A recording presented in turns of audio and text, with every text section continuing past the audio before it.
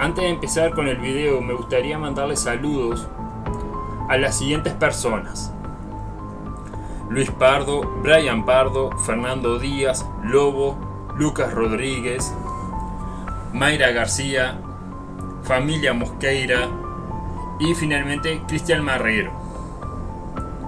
Recuerden que si quieren aparecer en un próximo video, tienen que dejármelos en los comentarios.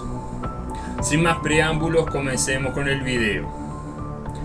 Bueno, esta me pasó a mí, la cual fue una experiencia bastante extraña, ya que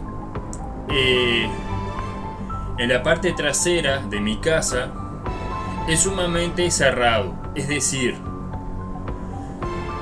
que el terreno mío y el terreno de los vecinos está dividido por un muro de material, muy alto por cierto.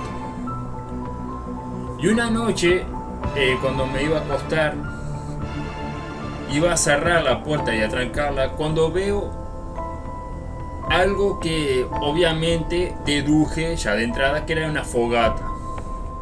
Para mí fue muy extraño, ya que,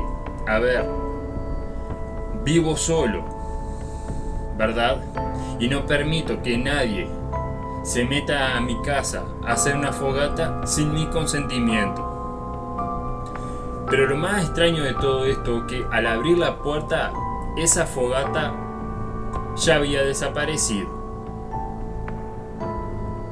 Obviamente que descarté la probabilidad de que sea una falla visual, un error en la Matrix o cualquier otra probabilidad la cual no sea común. Buenas tardes.